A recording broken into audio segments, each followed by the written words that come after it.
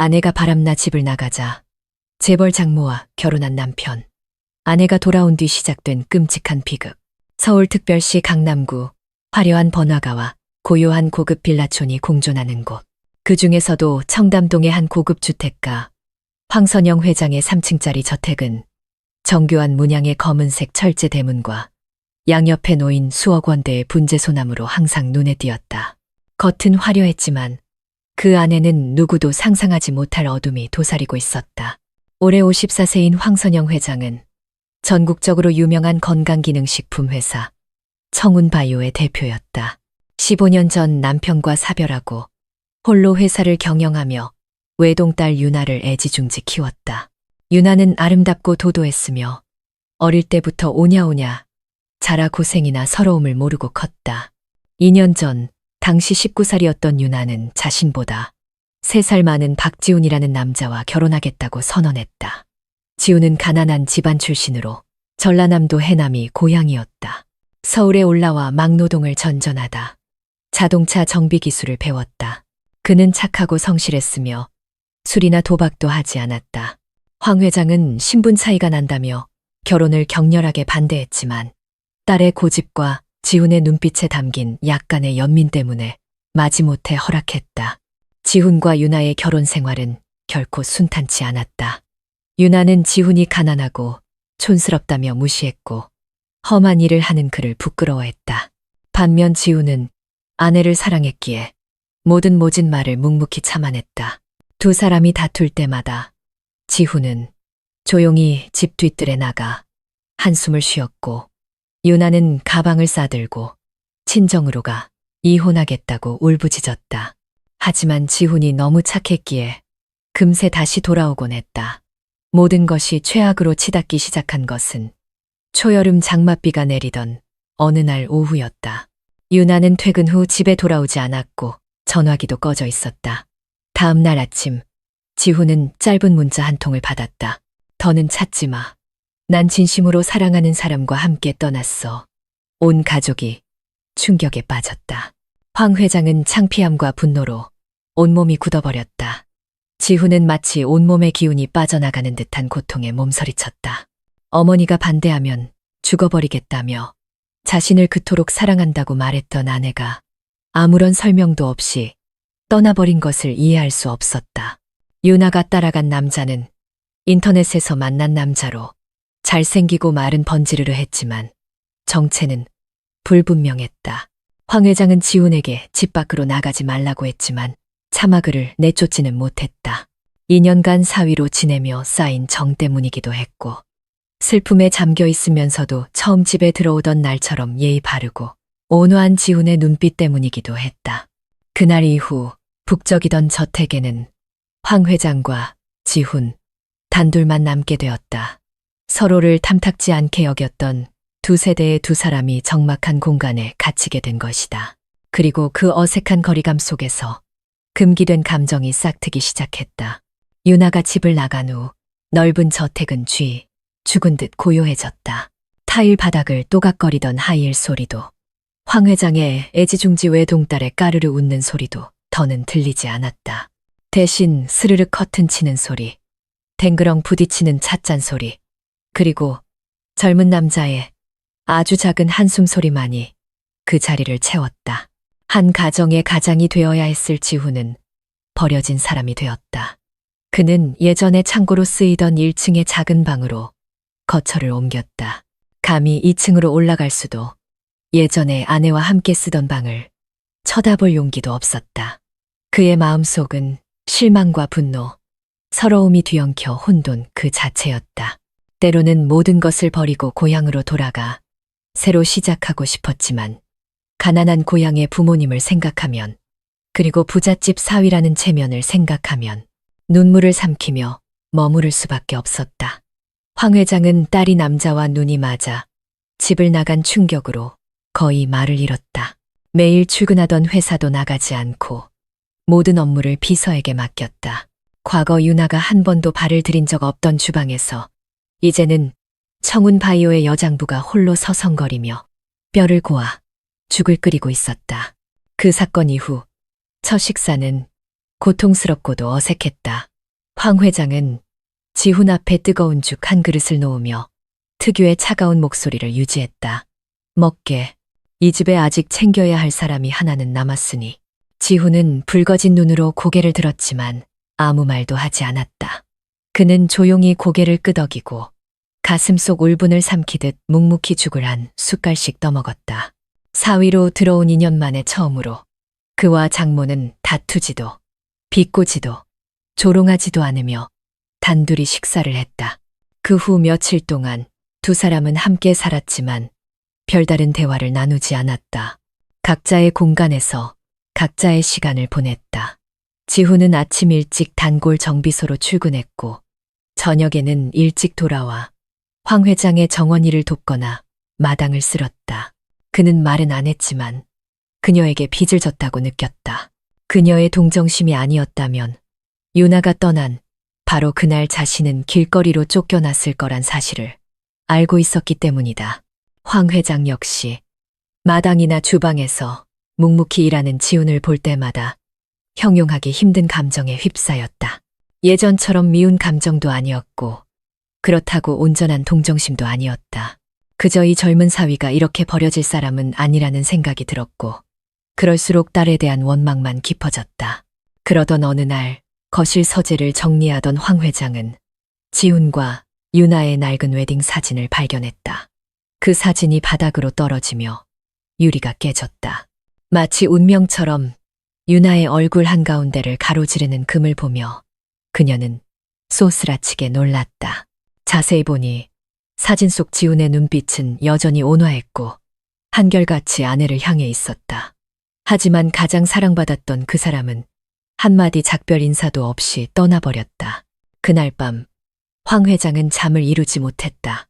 그리고 지훈은 부유하기만 하던 장모가 현관 앞에서 홀로 앉아 길게 담배를 피우는 모습을 처음 보았다. 노란 등불 아래 비스듬히 기댄 그녀의 그림자는 소름 끼칠 정도로 외로워 보였다. 지훈은 다가가 인사하려다 조용히 발길을 돌렸다. 그는 그날 자신의 조용한 발걸음이 감정이 메말랐다고 생각했던 한 여인의 심장 속으로 서서히 스며들기 시작했음을 알지 못했다. 다음 날 아침, 황 회장은 평소보다 늦게 일어났다. 부엌 대리석 식탁 위에는 늘 그랬듯 따뜻한 레몬차가 놓여 있었다. 그 옆에는 작게 접힌 쪽지가 있었다. 단정한 남자의 글씨였다. 어머님 드실 레몬차 준비해뒀습니다. 어제 기침을 몇 번 하시길래 황 회장은 몇 초간 멈칫했다. 자신의 기침 소리 하나, 두통 한 번에 신경 써준 사람이 얼마만인가. 자신의 전 재산을 쏟아부어 키운 친딸조차도 자신이 환절기 알레르기가 있거나 날이 굳으면 두통을 앓는다는 사실을 기억하지 못했다.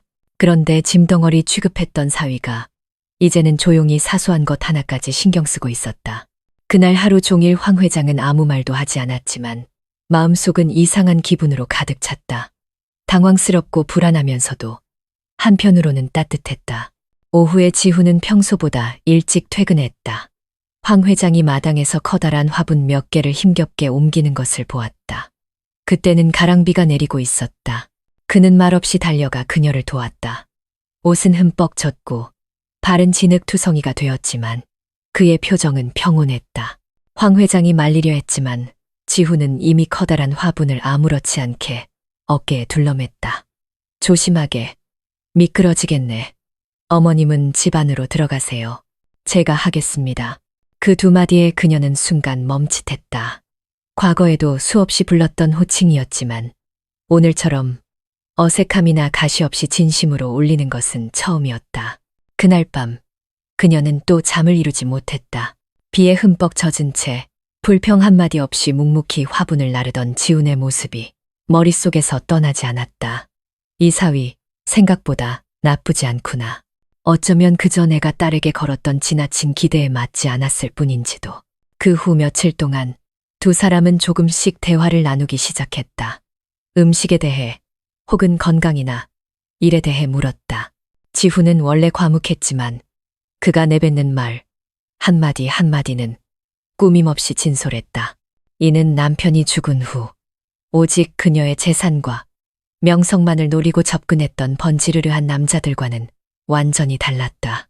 어느 날 저녁, 지훈이 부엌에서 수도를 고치고 있을 때 황 회장은 조용히 뒤에 서서 그를 지켜보았다. 그는 이마에 땀이 송골송골 맺힌 채 기름때 묻은 손으로 묵묵히 일에 집중했다. 그 진지한 표정이 낯설게 다가왔다. 그녀는 문득 남편이 죽은 후 이 집을 위해 진심으로 무언가를 하는 남자의 모습을 본 것이 아주 오랜만이라는 사실을 깨달았다. 이 집은 그저 기계처럼 오가는 가사도우미들만 있을 뿐이었다. 지훈 씨, 왜 고향으로 돌아가지 않나? 여기 더는 자네를 붙잡을 것도 없는 것 같은데. 지훈은 하던 일을 멈추고 고개를 들었다. 그가 그녀를 보는 눈빛에는 원망도 슬픔도 없었다. 그저 한순간의 쓸쓸함이 스쳐 지나갔다. 누군가는 곁에 있어줘야 한다고 생각해요. 책임감 때문이 아니라 어머님이 혼자 계시는 게 싫어서요. 황 회장은 숨을 멈췄다. 40년간 여자로 살아오면서 단 한 번도 어떤 남자에게서 이런 진심 어린 말을 들어본 적이 없었다. 죽은 남편부터 자신에게 구애하던 남자들까지 모두 거창한 말을 늘어놓았지만 단 한 명도 혹시 외롭지 않으세요? 라고 물어봐 준 사람은 없었다. 그날 밤 그녀는 처음으로 지훈을 귀한 손님만 모시던 거실로 초대해 함께 차를 마셨다. 두 사람은 말이 없었다. 그저 조용히 앉아 처마 끝에 떨어지는 빗소리를 들었다. 그리고 바로 그 순간 두 사람의 마음속에 보이지 않는 끈 하나가 생겨나기 시작했다. 아슬아슬하고 낯설지만 소름 끼치도록 현실적인 끈이었다. 그날 밤 함께 차를 마신 이후 누구도 입 밖으로 꺼내지 않았지만 지훈과 황 회장 사이의 모든 것이 변해 있었다. 가족도 아니었고 아직 사랑도 아니었다. 그들은 모호한 회색 지대에 떠 있었다. 그곳에서는 스치는 눈빛 하나, 가벼운 손길 하나에도 심장이 엇박자로 뛰었다. 지훈은 여전히 순박하고 예의 바른 시골 청년이었다. 하지만 유나가 떠난 후 그의 마음속에는 거대한 공허함이 자리 잡았다. 그 공백은 고통과 일로 채워질 것이라 생각했다. 하지만 어느새 다른 누군가가 그 균열 속으로 부드럽게 아주 여성스럽게 스며들고 있었다. 황 회장은 달랐다. 그녀는 산전수전 다 겪은 사람이었다. 하지만 자신보다 30살이나 어린 남자의 눈빛에 마음이 흔들리는 것은 처음이었다. 이성은 그것이 금기라고 소리쳤지만 오래전에 죽었다고 생각했던 심장이 다시 뛰기 시작했다. 어느 일요일 아침 지훈이 1층 유리창을 닫고 있을 때 황 회장이 뒤에서 다가와 오렌지 주스 한 잔을 건넸다. 처음처럼 어색하지 않고 이상할 정도로 자연스러웠다. 그녀는 잠시 그를 지켜보다가 나지막이 말했다. 예전에 유나랑 살 때 행복했던 적이 있었나? 지훈은 흠칫했다. 그는 고개를 돌려 놀란 눈으로 그녀를 바라보다가 천천히 고개를 저었다. 아마 저 혼자만의 짝사랑이었겠죠. 유나는 다른 삶을 원했어요. 화려하고 시끄러운 삶이요. 진짜 제 모습 같은 건 아니었고요. 황 회장은 말없이 그를 바라봤다. 그녀는 자신의 딸이 어떤 사람인지 잘 알았다. 예쁘지만 철없고 똑똑하지만 이기적이었다.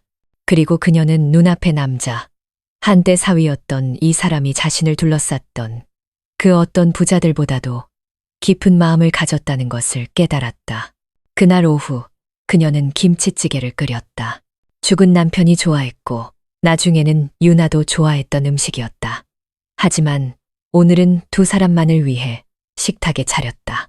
지훈은 자리에 앉으며 처음으로 옅게 미소 지었다. 오랜만에 먹어보네요. 어머님이 끓여주신 건 식당보다 훨씬 맛있어요. 그녀는 대답하지 않았지만 마음 한구석이 기쁘면서도 슬프게 저려왔다. 밤새 비가 추적추적 내렸다. 두 사람은 새로 생긴 습관처럼 거실에서 나란히 앉아 있었다. 지훈은 정비소 이야기를 했다. 동료들이 그를 부러워하며 좋은 집에 살고 맛있는 거 먹으니 요즘 세상에 보기 드문 도련님 같다고 놀린다는 이야기였다. 그는 웃으며 말했지만 황 회장은 웃지 않았다. 그녀는 그를 오랫동안 바라보다가 문득 낮은 목소리로 말했다. 만약 언젠가 내가 자네의 장모가 아니라 아무런 신분도 없는 평범한 여자가 된다면 내가 불쌍해 보일까? 지훈은 침묵했다. 눈앞의 여성은 한때 그를 주눅들게 하고 마주칠 때마다 긴장하게 만들었던 사람이었다. 이제 그녀는 사연 많은 연약한 그림자처럼 보였다. 그는 대답하지 않았다. 하지만 찻잔을 내려놓다가 그의 손이 그녀의 손에 살짝 스쳤다. 가벼운 접촉이었지만 두 사람 모두 마치 전기가 흐른 듯 동시에 손을 뗐다. 아무도 더는 말을 잇지 않았다. 하지만 각자의 마음속에 감히 대답할 수 없는 질문 하나가 던져졌다. 그날 이후 아무도 그 일을 다시 언급하지 않았다. 하지만 마주칠 때마다 두 사람의 눈빛은 예전 같지 않았다. 무언가 금지된 모순으로 가득 찬 감정이 은밀하게 타오르고 있었다.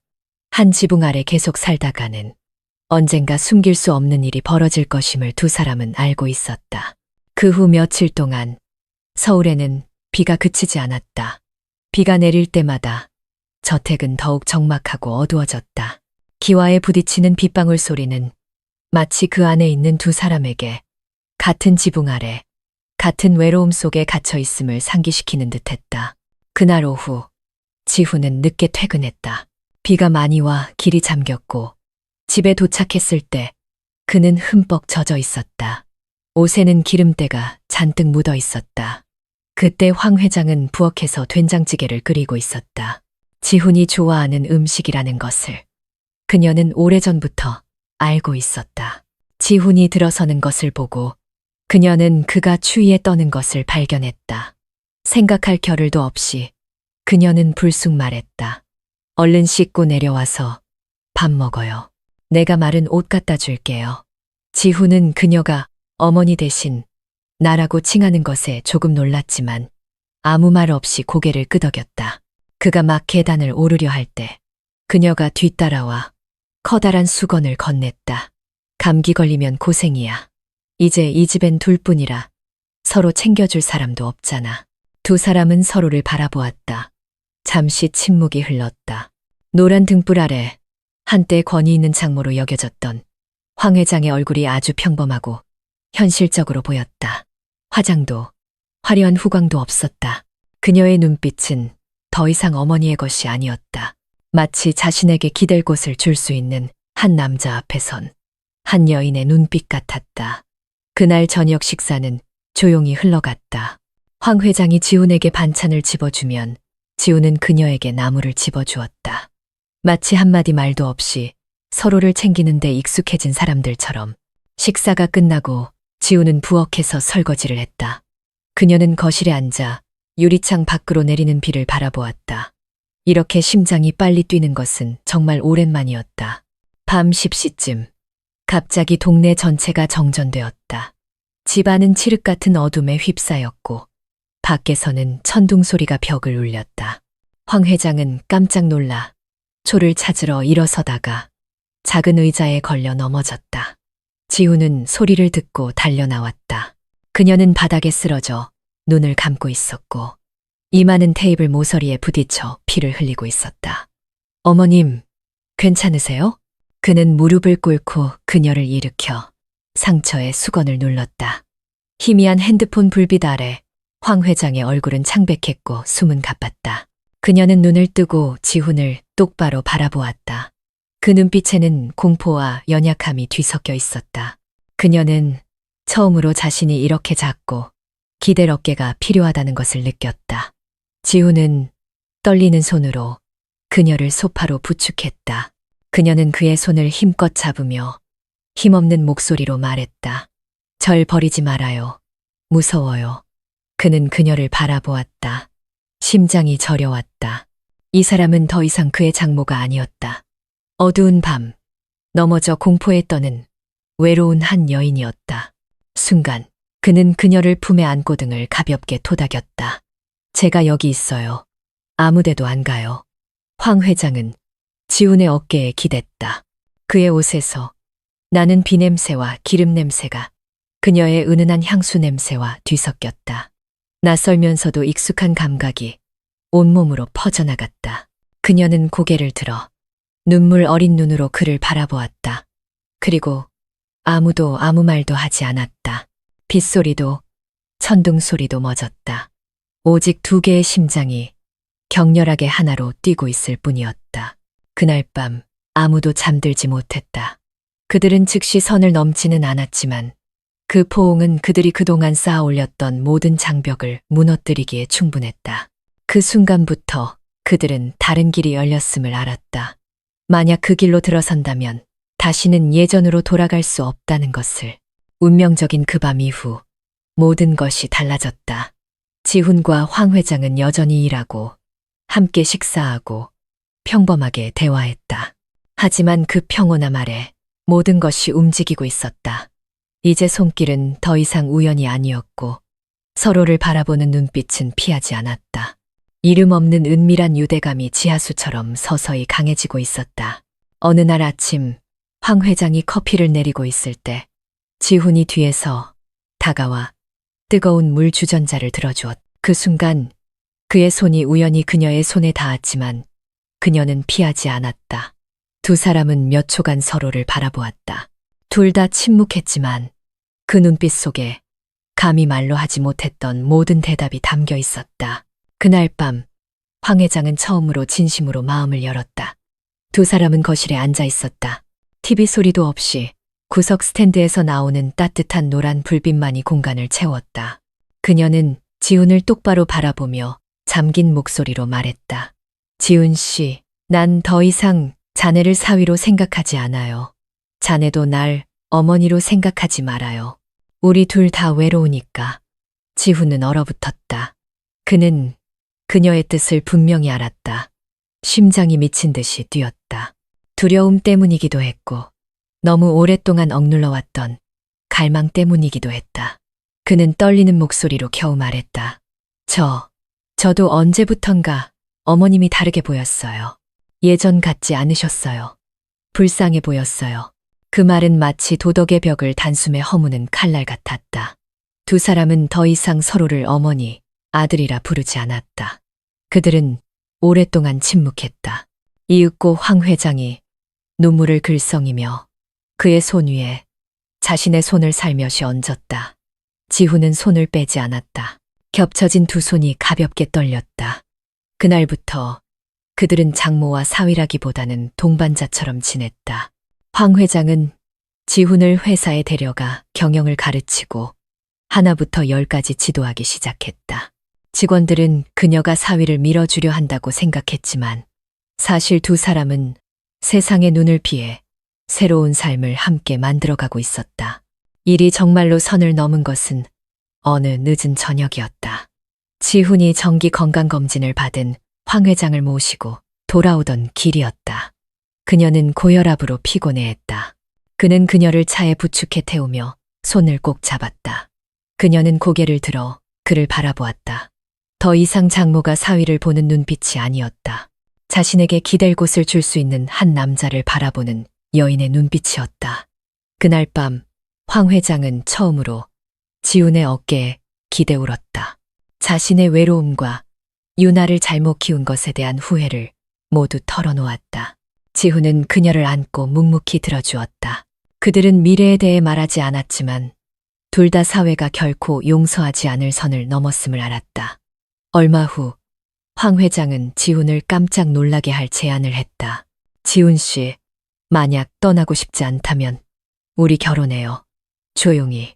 난 이제 세상 사람들 입방아 따위 두렵지 않아요. 그저 진심으로 곁에 있어줄 한 사람이 필요할 뿐이에요. 지훈은 할 말을 잃었다.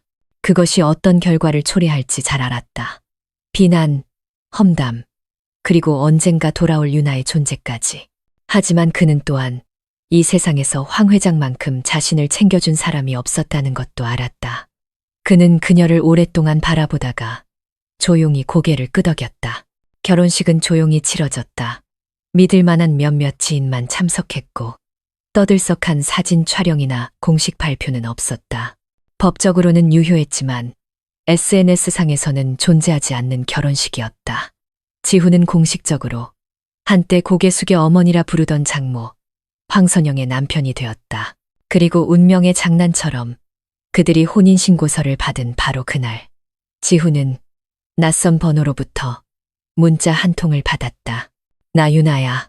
돌아왔어. 그날 아침 서울 하늘은 불타는 듯 맑았다. 지훈과 황 회장이 막 아침 식사를 마쳤을 때 지훈의 핸드폰이 울렸다. 낯선 번호로 온 문자였다. 짧은 글귀를 읽는 그의 얼굴이 창백해졌다. 나 유나야. 돌아왔어. 옆에 서 있던 황 회장도 그 이름을 보고는 눈빛이 굳었다. 유나. 한때 모든 사랑을 쏟아부었던 딸, 가업을 이어갈 것이라 믿었던 딸, 지훈처럼 착한 남자와 행복하게 살 것이라 믿었던 딸, 그리고 그 두 사람 모두에게 등을 돌리고 허영과 거짓 사랑을 쫓아 떠났던 바로 그 딸이었다. 지훈은 오랫동안 침묵했고 황 회장도 말이 없었다. 하지만 두 사람 모두 진짜 폭풍이 이제부터 시작이라는 것을 직감했다.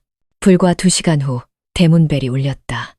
문 앞에는 초췌하고 깡마른 유나가 서 있었다. 노랗게 염색했던 머리는 색이 바랬고 피부는 검게 탔으며 눈은 퀭했다. 그녀의 손에는 낡은 여행 가방 하나와 해진 천 가방뿐이었다. 대문이 천천히 열렸다. 가장 먼저 나온 사람은 황 회장이었다.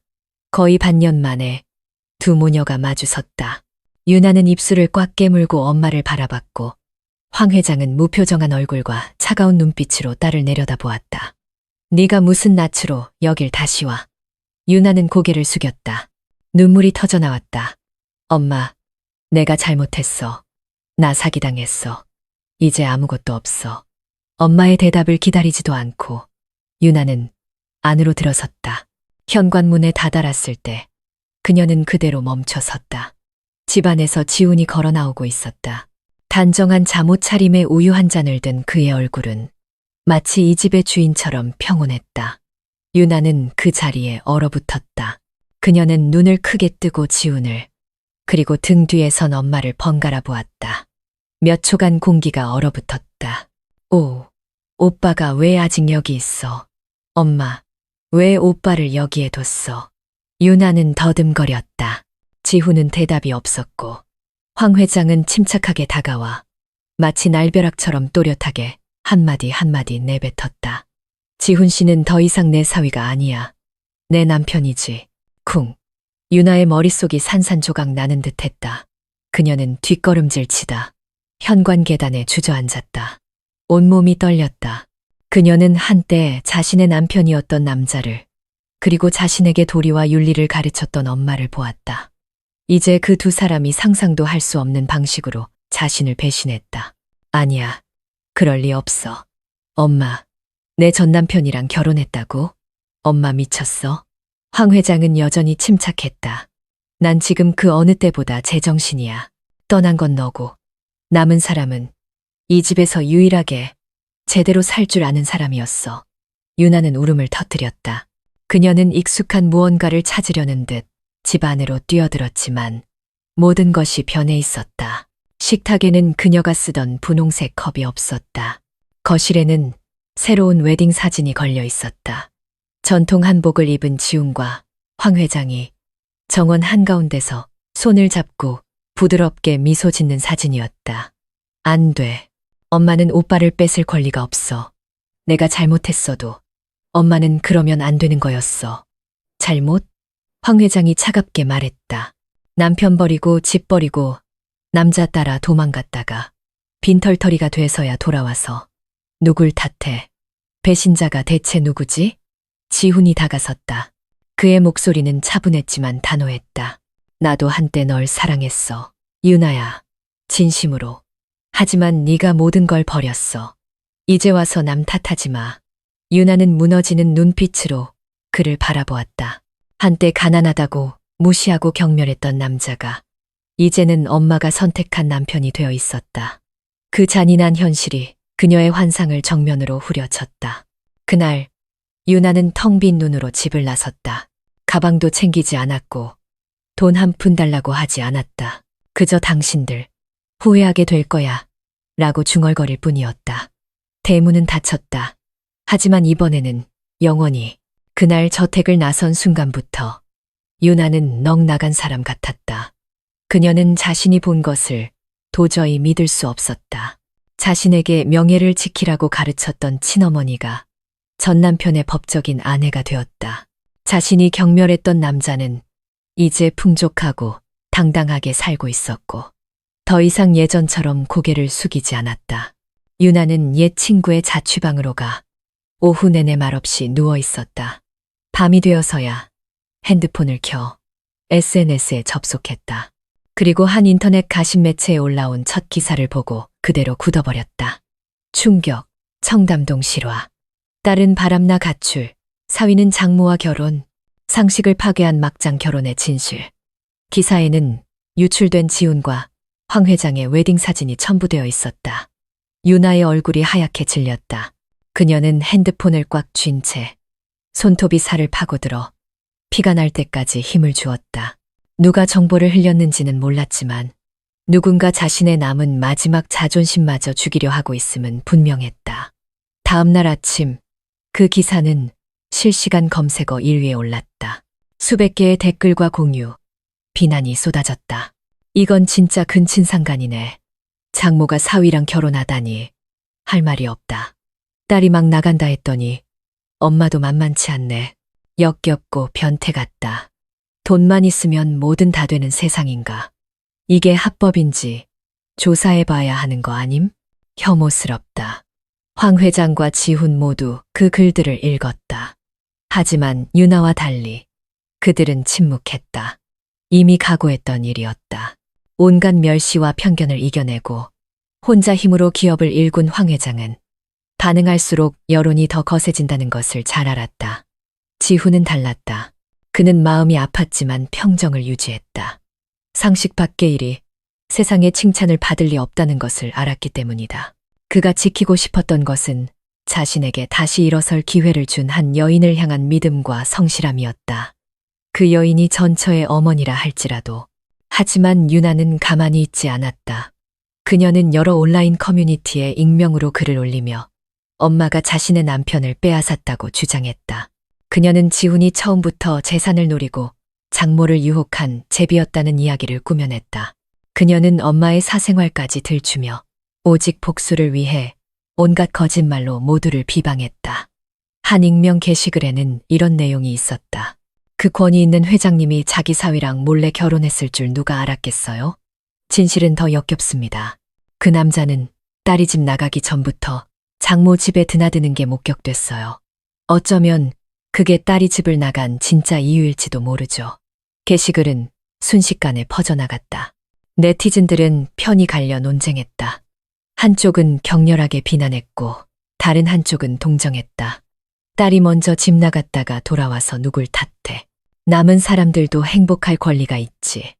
조용한 저택에서 황 회장은 평소처럼 출근했다. 하지만 회사에 들어서자 직원들의 눈빛이 달라져 있었다. 어떤 이는 조용히 고개를 숙여 시선을 피했고 어떤 이는 애써 예의를 차리면서도 눈을 마주치지 못했다. 20년 넘게 충성을 다한 김 비서는 조용히 신문 하나를 그녀의 책상 위에 올려놓았다. 헤드라인이 굵게 인쇄되어 있었다. 장모와 사위의 결혼, 현실판 막장 드라마가 서울 경제계를 뒤흔들다. 그녀는 신문을 훑어보고는 접었다.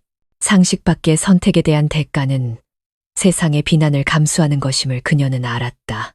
하지만 그녀는 후회하지 않았다.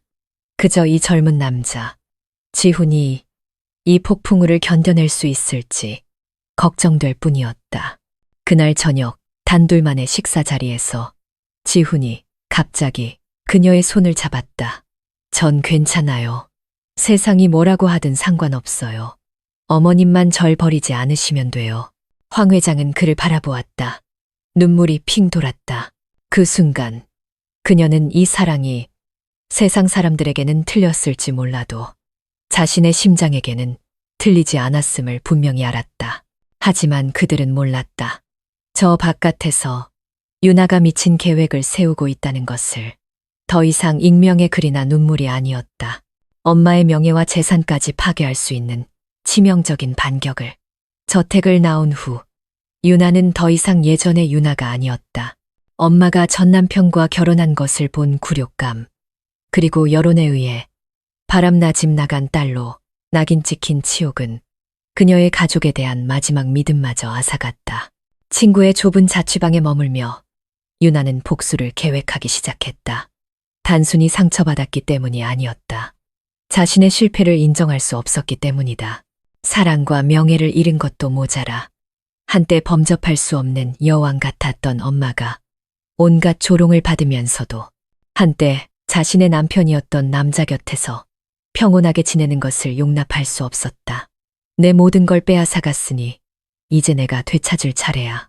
유나는 먼저 엄마 황선영이 법적 대표로 있는 청운바이오의 자료를 몰래 수집하기 시작했다. 그녀는 대학을 갓 졸업하고 잠시 엄마를 도왔던 적이 있었다. 그녀는 아직 몇몇 낡은 회계 시스템에 비밀번호를 기억하고 있었고 엄마가 그녀가 집을 나간 후 회수하는 것을 잊었던 일부 접근 권한도 가지고 있었다. 바로 그 허점을 통해 유나는 여러 계약서, 급여 명세서, 원료 수입 기록 등을 다운로드했다. 외부로 유출될 경우 매우 위험한 자료들이었다. 그리고 그녀는 기업 비리를 전문적으로 파헤치는 한 탐사보도 기자에게 그 자료들을 익명으로 제보했다. 2주 만에 언론에서는 청운바이오가 최근 생산한 건강기능식품 일부의 기준, 미달 원료를 사용했다는 의혹이 불거졌다. 유나가 제공한 유출 문건, 이미지가 함께 첨부되었다. 사람들은 회사의 경영윤리에 의문을 품기 시작했다. 몇몇 대리점들은 상품 입고를 중단하기 시작했다. 황 회장은 법무팀과 긴급회의를 하던 중 보건당국으로부터 조사 요구 공문을 받고 얼굴이 하얗게 질렸다. 충직한 김 비서는 내부자 소행을 의심했지만 모든 단서가 희미했다. 동시에 지훈과 황 회장의 웨딩 사진과 다정한 모습들을 편집한 짧은 영상이 장모와 사위의 부도덕한 사랑, 이것은 감정인가? 재산 탈취를 위한 계략인가? 라는 충격적인 제목으로 틱톡에 퍼지기 시작했다. 영상은 24시간 만에 100만 뷰를 돌파했다. 회사 공식 팬페이지에는 악성 댓글이 쏟아졌다. 여론은 더 이상 논쟁하지 않았다. 그들은 이것이 근친상간, 재산, 그리고 배신으로 얼룩진 한편의 막장극이라고 결론 내렸다. 지훈도 공격을 피할 수 없었다. 옛 정비소 동료들은 연락을 끊었고 그는 회사의 명예를 실추시켰다는 이유로 계약직 엔지니어 자리에서 해고당했다.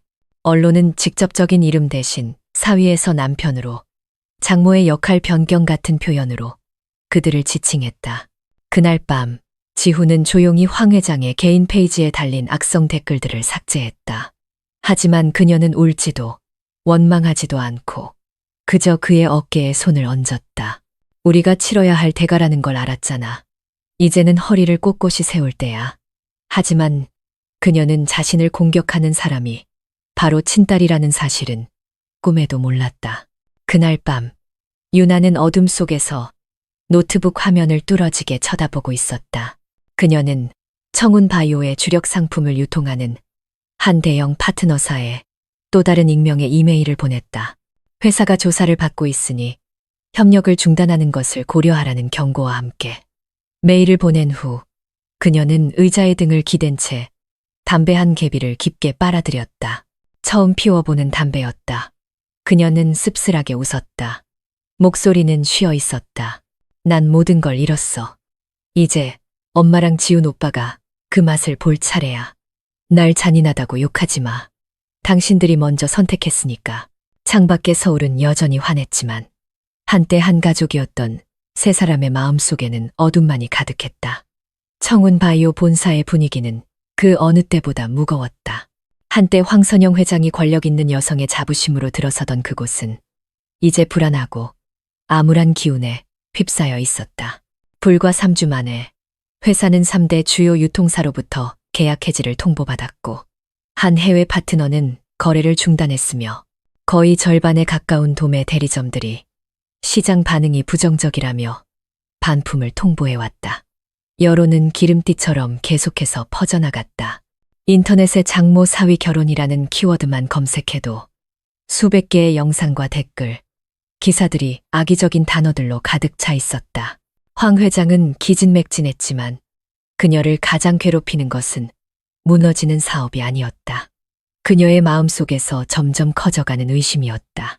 대체 누가 이렇게까지 회사 내부 사정을 정확히 알고 자료를 유출할 수 있었을까? 20년간 그녀 곁을 지킨 충신, 김 비서가 서류 뭉치를 책상 위로 밀었다. 유나 아가씨입니다. 옛날 자료에 접근할 수 있는 마지막 권한을 가진 사람이 그분입니다. 집을 나가신 후 저희가 보조 계정을 회수하지 못했습니다. 황 회장은 의자 팔걸이를 꽉 잡았다. 눈에는 눈물이 그렁했지만 눈빛은 차갑게 빛났다. 내 딸이. 옆에 앉아있던 지훈은 그 말을 듣고 굳어버렸다. 씁쓸함과 뒤섞인 분노가 조용히 차올랐다. 한때 사랑했고 버림받아 아파했던 그 여인이 이제는 자신과 그녀의 어머니를 여론의 진흙탕으로 밀어넣은 장본인이었다. 그 애는 더 이상 예전의 유나가 아니에요. 지훈이 낮은 목소리로 말했다. 아마 우리가 함께라는 걸 알았을 때 그 애 안의 모든 선이 끊어졌을 겁니다. 황 회장은 침묵했다. 반박하지도 해명하지도 않았다. 그녀의 눈은 먼 곳을 응시하며 지난날의 딸의 모습을 되찾으려는 듯했다. 엄마 치마를 붙잡고 울던 아이, 넘어져서 엉엉 울던 아이, 이제는 자신의 어머니를 가장 잔인한 방식으로 무너뜨릴 줄 아는 복수심에 찬 사람이 되어버렸다. 그날 오후 언론은 공식적으로 청운 바이오가 보건당국의 조사를 받게 되었다고 보도했다. 아직 위반 사항이 확정되지는 않았지만 일부 베스트셀러 제품의 판매를 일시 중단하라는 요구가 내려왔다. 주가는 연일 폭락했다. 언론은 황 회장에게 입장을 요구했지만 그녀는 모든 인터뷰를 거절했다. 동시에 유나는 한 소셜 미디어 채널에서 라이브 방송을 켰다. 스스로를 친어머니에게 배신당한 딸이라고 소개했다. 영상 속에서 그녀는 의도적으로 피곤한 얼굴과 창백한 화장을 하고 피해자인 양 힘없는 목소리로 말했다. 말하고 싶지 않았지만 더는 침묵할 수 없었어요. 저도 한때는 행복한 가정이 있었습니다. 제가 어리석어서 떠났어요. 하지만 돌아왔을 때 저를 낳아주신 제 어머니가 아무도 상상하지 못할 일을 저질렀습니다. 제 전 남편과 결혼했어요. 영상은 즉시 200만 뷰를 돌파했다. 사건은 부도덕한 사랑에서 피 튀기는 막장 드라마로 변질되었다. 수많은 댓글이 지훈을 장모를 꼬드긴 제비, 착한 사위에 탈을 쓴 여우로 몰아갔다. 황 회장은 욕정에 눈먼 엄마, 딸을 배신한 파렴치한으로 낙인 찍혔다.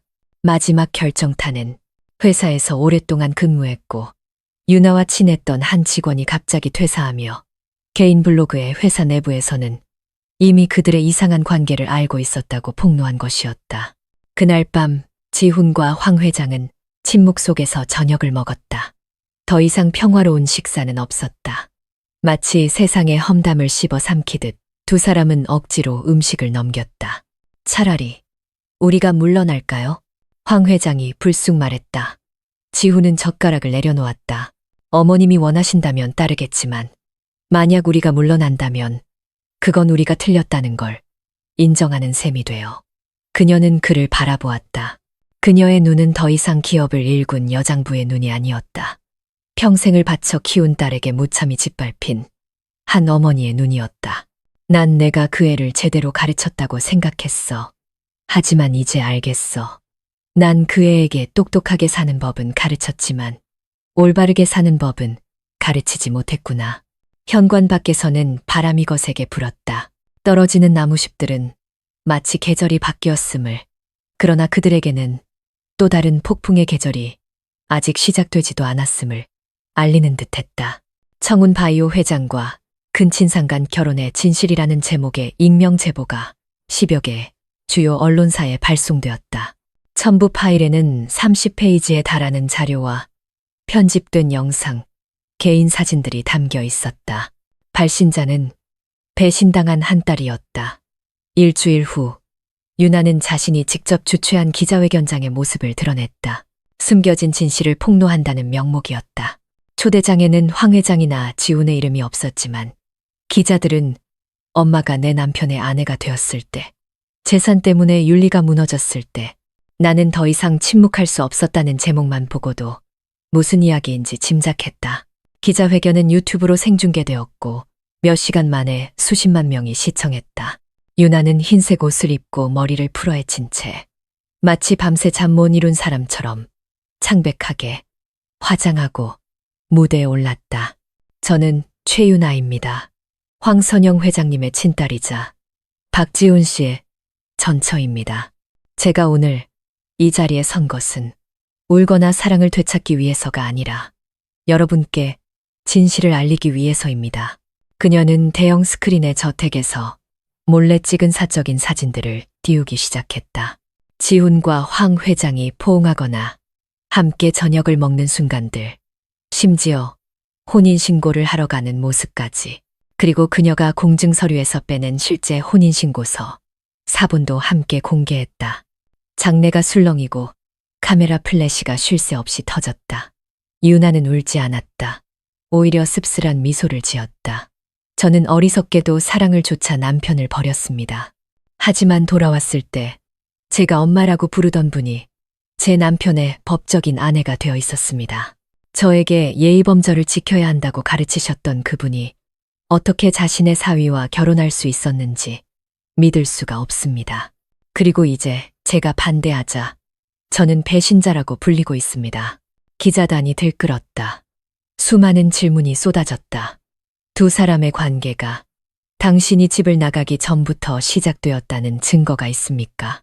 당신의 가출이 어머니를 그런 결정으로 몰아간 원인이라고는 생각하지 않습니까? 오늘 기자회견의 목적은 무엇입니까? 명예회복입니까? 아니면 친어머니를 끌어내리려는 것입니까? 유나는 입술을 깨물고 고개를 숙였다. 그녀는 천천히 말했다. 누구의 동정도 필요 없습니다. 저는 그저 제 어머니께 모든 행동에는 대가가 따른다는 것을 알려드리고 싶었을 뿐입니다. 친어머니라 할지라도 그분이 누구라 할지라도요. 기자회견이 끝나고 언론은 폭발했다. SNS는 미친 듯이 공유되었다. 주요 언론사들은 막장 스캔들, 대형 제약회사 회장 사위와 결혼 논란, 딸의 폭로 기자회견, 비윤리적 관계, 엄마가 전 남편의 아내로, 여론 분노, 사랑과 돈, 피로 얼룩진 한 가족의 비극과 값비싼 도덕적 교훈 같은 자극적인 제목의 기사들을 쏟아냈다. 저택에서 황 회장은 조용히 TV를 껐다. 지우는 말없이 앉아 있었다. 김 비서가 직접 집으로 찾아와 서류 한 장을 내밀었다. 변호사 측에서 명예훼손, 사생활 침해 등으로 고소 절차를 준비하고 있습니다. 하지만 회장님께서 고소 요청서에 서명하셔야 합니다. 황 회장은 서명하지 않았다. 그녀는 고개를 들어 잠긴 목소리로 말했다. 내 딸을 고소하지 않겠어요. 지훈이 그녀의 손을 잡았다. 그의 눈빛은 고요했다. 고소하지 않으면 우리는 계속해서 벼랑 끝으로 몰릴 겁니다. 그녀는 한때 평화로운 오후에 햇살이 가득했던 현관 밖을 바라보았다. 이제 그곳은 비난과 친자식에게 등을 찔린 고통의 어두운 공간이 되어 있었다. 때로는 침묵이 가장 강력한 대답일 때도 있어. 하지만 바로 그때 일본 파트너사로부터 전화가 걸려왔다. 죄송합니다. 기업 이미지 문제로 청운바이오와의 합작 투자를 철회할 수밖에 없게 되었습니다. 그 짧은 한마디는 치명타와 같았다. 그녀의 30년 평생의 업적이 잿더미가 되어 사라지고 있었다. 기자회견 3일 후 언론은 온통 청운바이오를 겨냥한 기사들로 도배되었다. 황선영이 30년 넘게 일군 회사는 더 이상 루머의 대상이 아니었다. 여론은 이제 당사자의 확인을 받은 셈치고 그동안의 소문이 모두 사실이라고 확신했다. 많은 주주들이 자금 회수를 요구했고 세 곳의 잠재적 투자자들은 확장 프로젝트 협상을 중단했다. 보건당국의 공식적인 조사가 시작되었다. 한때 전문성과 성공의 상징이었던 회사 사무실은 이제 싸늘한 냉기만 감돌았다. 직원들은 긴장 속에서 일했고 많은 이들이 조용히 사직서를 내기 시작했다. 아무도 도덕적 스캔들로 언론의 포위망에 갇힌 회사와 엮이고 싶어 하지 않았다. 그날 밤 지훈은 옛 동료들에게 연락해 법률 자문을 구하느라 늦게 귀가했다. 막 집에 들어섰을 때 거실 불이 꺼져 있고 문이 살짝 열려 있는 등 모든 것이 이상할 정도로 조용했다. 부엌에는 황선영이 홀로 앉아 있었다. 식탁 위에는 식어버린 흰죽 한 그릇과 김이 모락모락 피어오르지만 한 모금도 마시지 않은 찻잔이 놓여 있었다. 그녀는 지훈이 들어와도 고개를 들지 않았다. 얼굴은 창백했고 눈은 퀭하게 들어가 있었다. 그녀의 사위로 그리고 남편으로 지내온 시간 동안 지훈은 처음으로 그녀가 모든 것을 포기한 사람처럼 보인다고 느꼈다. 지켜드리지 못해서 죄송해요. 지훈이 나지막이 말했다. 그녀는 대답이 없었다. 잠시 후 그녀는 노란 가로등 불빛이 비치는 창밖을 바라보며 메마른 목소리로 말했다. 난 정직하게 살고 제대로 사업하고 내가 가진 모든 걸 바쳐 자식을 키우면 언젠가는 보답받을 거라고 생각했어. 그런데 내가 온 마음을 다 쏟아부은 그 자식이 이제는 온 세상 사람들 앞에서 날 짓밟고 있구나. 그녀는 말을 멈췄다. 떨리는 손으로 찻잔을 들었지만 이내 마시지 않고 내려놓았다. 지훈은 다가가 그녀의 손을 잡았다. 한때 거대한 그룹을 호령했던 그 강인한 손이 이제는 마지막 계절의 낙엽처럼 차갑고 메말라 있었다. 우리가 해외로 가서 다시 시작하거나 시골에 내려가 평범하게 살 수도 있어요. 전 뭐든 괜찮아요. 어머님만 무너지지 않으시면. 하지만 그녀는 고개를 저었다. 지훈아, 누구나 처음부터 다시 시작할 수 있는 건 아니야. 난 이제 내 여정의 끝에 다다랐어. 난 여론도 가난도 두렵지 않아. 단지 네가 나 때문에 망가지는 걸 견딜 수가 없어. 지훈은 멈칫했다. 그는 그녀가 자신을 구하기 위해 자신이 더 이상 근친상간 사위라 불리지 않게 하기 위해 이 진흙탕에서 벗어나 다른 삶을 살 수 있도록 혼자 물러나려 한다는 것을 알았다. 이혼하자는 말씀이세요? 지훈이 목 메인 소리로 물었다. 황선영은 오랫동안 침묵했다. 그리고는 마치 모든 것을 끝내려는 듯 가볍게 고개를 끄덕였다. 눈물도 비극적인 절규도 없었다. 그저 조용히 마음을 갉아먹는 고통만이 있었다. 넌 아직 젊고 갈 길이 멀어. 난 이제 끝났어. 다음 날 아침 황선영의 법률 대리인 사무실에서 보도자료가 배포되었다. 청운, 바이오 회장, 황선영, 공식적으로 사임 선언. 이사회에서 완전히 물러나고 후임 파트너에게 경영권 이양. 동시에 황선영 씨와 박지훈 씨 또한 법적 절차에 따라 이혼 서류를 제출했음. 네티즌들은 즉시 환호했다. 많은 이들이 그것을 마땅한 결말이라고 불렀다. 아무도 그들이 세운 도덕의 장막 뒤에 남겨진 폐허를 보지 못했다. 그날 밤 지훈은 작은 여행 가방 하나만 들고 저택을 나섰다. 황선영은 대문까지 그를 배웅했다. 눈물 대신 마지막 한마디가 있었다. 이제 내 인생을 살아. 세상 사람들의 용서를 받기 위해 살지 말고. 그는 돌아섰다. 하지만 그는 자신의 심장 일부를 그 집에 남겨두고 왔음을 알았다. 온 사회가 거부하는 형태였지만 진실한 사랑이 존재했던 그곳에. 황선영의 이혼과 회사 사퇴 발표. 일주일 후 언론은 잠잠해지기 시작했고 여론은 새로운 화제로 옮겨갔다. 청운 바이오는 새로운 주주들의 경영 아래 점차 안정되었지만 예전의 독점적 지위는 잃어버렸다. 황선영은 언론에서 완전히 자취를 감췄다.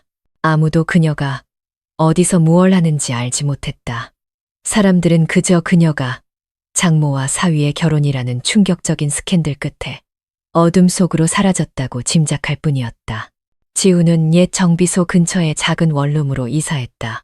그는 자신의 이야기를 영화나 드라마, 유튜브 콘텐츠로 만들고 싶다는 모든 제안을 거절했다. 아무도 자신과 황선영이 겪었던 고통에 손대는 것을 원치 않았다. 부도덕이라는 두 글자로 낙인 찍혔지만 분명 진실했던 감정이었다.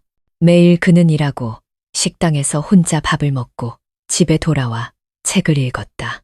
저녁마다 차 한 잔을 우려 창가에 앉아 하늘을 보는 습관은 여전했다. 하지만 이제는 옆에서 떨리는 손으로 찻잔을 채워주던 그를 잃을까 두려워하던 여인은 없었다. 그는 후회하지 않았지만 그리웠다. 한편 유나는 달랐다. 충격적인 기자회견 후 그녀는 몇몇 케이블 채널의 인터뷰에 응했고 광고 제안도 받았다. 심지어 배신당한 딸의 이야기를 책으로 써보자는 제안도 있었다. 겉보기에는 그녀가 승리한 것 같았다. 하지만 조명이 꺼지고 아무도 없는 4층 임대 아파트로 돌아오면 그녀는 울었다. 태어나서 처음으로 유나는 진정으로 혼자가 되었다고 느꼈다. 엄마는 그녀를 남처럼 대했고 한때 남편이었던 지훈도 이혼 후 그녀의 인생에서 사라졌다. 그녀가 집을 뛰쳐나가게 만들었던 애인 민주는 그녀의 돈이 떨어지자 흔적도 없이 사라져버렸다. 유나는 그 추악한 상처를 누구에게도 말하지 못했다. 그녀는 그들을 파괴하면 마음이 편해질 거라고 생각했다. 하지만 아니었다. 그날 밤 방에 홀로 앉아있던 유나는 엄마와 지훈의 결혼식 영상을 다시 틀었다. 한때 그녀가 지인의 핸드폰을 해킹해 빼냈던 바로 그 영상이었다. 영상 속에서 지훈은 미소를 지으며 황선영에게 팔찌를 채워주고 있었다. 그녀는 그를 바라보았다. 그 눈빛에는 어떤 거짓도 없었다. 그녀는 영상을 끄고 침대에 멍하니 앉아있다가 이내 울음을 터뜨렸다. 더 이상 분노의 눈물이 아니었다. 맹목적인 질투심 때문에 자신의 소중한 것을 산산조각 낸 하나의 눈물이었다. 내가 정말로 그들을 죽였구나. 그녀는 중얼거렸다. 다음 날 유나는 저를 찾아 조용히 참회했다. 스님이 물었다. 아직도 어머니를 원망하는가? 그녀는 오랫동안 고개를 숙이고 있다가 말했다. 아니요. 이제는 어머니가 더 이상 제 어머니가 아니게 만든 제 자신을 원망합니다. 다른 곳에서 황선영은 조용한 시골 마을에 작은 강변 주택을 임대해 살고 있었다. 그녀는 핸드폰을 계속 가지고 있었지만 누구와도 연락하지 않았다. 창가 작은 재단 위에는 지훈과의 웨딩 사진이 놓여 있었다. 여론에 의해 더럽혀진 사진이었지만 그녀에게는 평생 처음으로 자신의 마음에 솔직하게 살았던 유일한 기념품이었다. 그녀는 누구의 이해도 필요 없었다. 그저 지훈이 자신에게 진심이었고 지금도 그럴 것이라고 믿을 뿐이었다. 공허함과 죄책감 속에서 잠 못 이루는 밤을 보낸 후 유나는 지훈을 다시 찾아보기로 결심했다. 예정을 되찾기 위해서가 아니었다. 그들 사이에는 이미 아무것도 남지 않았기 때문이다.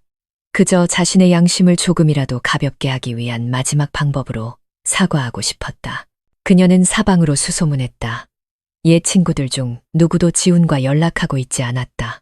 그가 예전에 일했던 정비소까지 찾아갔지만 경비원은 그가 오래전에 그만뒀고 아무런 정보도 남기지 않았다고 말했다. 일주일 후 그녀는 뜻밖의 엄마의 옛 비서였던 김 비서에게서 전화를 받았다. 정말 박지훈 씨와 이야기하고 싶다면 내일 아침 8시 강남역 근처 백양 카페로 나오세요. 하지만 미리 말해두지만 그 사람은 당신이 알던 그 사람이 아닐 겁니다. 유나는 약속 시간보다 일찍 도착했다. 그녀는 카페 구석에 앉아 떨리는 손으로 얼음이 다 녹아버린 아이스커피 잔을 내려다보았다. 마음이 혼란스러웠다. 거절당할까봐, 경멸당할까봐, 아니면 한때 자신을 온 마음 다해 사랑했던 그 눈빛과 마주할까봐 두려웠다. 8시 5분 전 지훈이 들어왔다. 여전한 모습이었지만 조금 더 마르고 검게 탔다. 단정한 흰 셔츠에 낡은 백팩을 어깨에 맨 모습. 하지만 그의 눈빛은 예전과 달랐다. 더 이상 부드럽지도 애정이 담겨있지도 않았다. 대신 가슴이 시릴 정도로 평온하고 고요했다. 유나는 일어서며 어색하게 웃었다. 오빠, 잘 지냈어? 지훈은 자리에 앉으며 가볍게 고개를 끄덕였다. 덕분에 잘 지내. 긴 침묵이 흘렀다. 공기가 무겁게 내려앉았다. 마침내 유나가 깊은 숨을 들이쉬었다. 나 오빠한테 다시 시작하자고 온 거 아니야. 그럴 수 없다는 거 알아. 그냥 미안하다고 말하고 싶었어. 내가 틀렸어. 아주 많이. 내가 한 짓에 대해 변명할 여지도 없어. 그냥 오빠가 알아줬으면 해. 그때 난 미친 사람 같았어. 모든 걸 잃고 방향을 잃었어. 오빠랑 엄마가 날 배신한 것 같았어. 하지만 이제는 알아. 내가 먼저 배신했다는 걸. 지훈은 여전히 침묵했다. 그는 커피를 저으며 창밖 먼 곳을 응시했다. 한참 후에야 그가 나지막이 말했다. 유나야, 넌 나한테 사과할 빚이 없어. 네가 떠난 날 이미 다 갚았으니까. 유나는 목이 메었다. 그녀는 고개를 숙였다. 눈물이 뺨을 타고 흘러내렸다. 엄마는 어디 계셔? 엄마 만나고 싶어. 지훈은 멈칫했다. 그는 그녀를 바라보았다. 그의 눈빛이 잠시 가라앉았다. 넌 이미 엄마를 한 번 죽였어. 여론으로, 기자회견으로, 거짓과 진실을 뒤섞어서. 이제 와서 만나려는 이유가 뭐야? 사과하려고? 아니면 네 죄책감을 덜려고? 미안하지만 어머님은 널 만나고 싶어 하지 않으셔. 유나는 몸을 떨었다. 친어머니가 돌아올 모든 길을 끊어버렸을 줄은 상상도 못했다. 나한테는 이제 기회조차 없는 거야? 지훈은 커피 잔을 내려놓고 일어섰다. 기회는 가득 찬 물잔과 같아. 네가 엎질러 버리면 다시 담아달라고 해도 예전 같을 순 없어. 난 널 원망하지도 더는 사랑하거나 미워하지도 않아. 그저 네가 제대로 살았으면 좋겠어. 네 상처를 핑계로 더 이상 잘못을 저지르지 마. 그는 걸어나갔다. 유나는 의자에 주저앉아 테이블에 머리를 밟고 소리 없이 울었다. 그녀는 사과만 하면 모든 게 끝날 거라고 생각했다. 하지만 말로는 꿰맬 수 없는 상처가 있었다. 한 번 깨진 인연은 재가 되어 사라질 뿐이었다. 그날 밤 지훈은 원룸으로 돌아왔다. 그는 핸드폰을 열어 저장되지 않은 번호로 온 문자를 확인했다. 그 아이, 자네를 만나러 갔다지? 지훈은 답장했다. 네, 어머님께서 시키신 대로 말했습니다. 저편에서는 짧은 세 글자만 돌아왔다. 고맙네. 도시에서 멀리 떨어진 곳에서 황선영은 여전히 평온하게 살고 있었다. 매일 집 뒤에 작은 텃밭을 가꾸고 책을 읽고 요리를 하고 저녁이면 라디오를 들었다.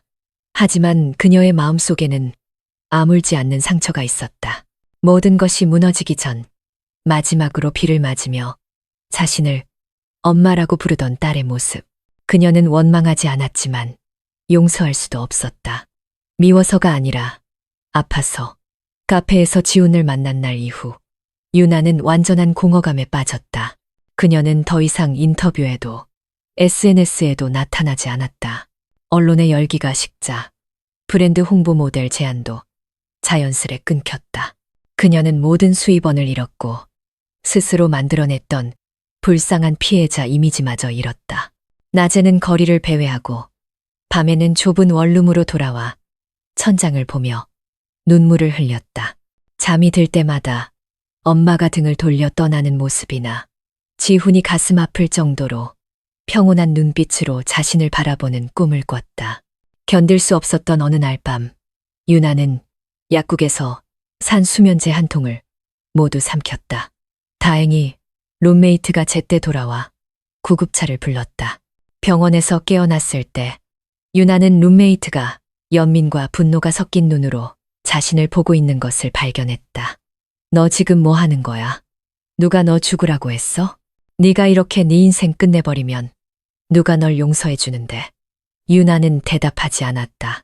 그녀는 벽을 향해 돌아누웠다. 어깨가 가늘게 떨렸다.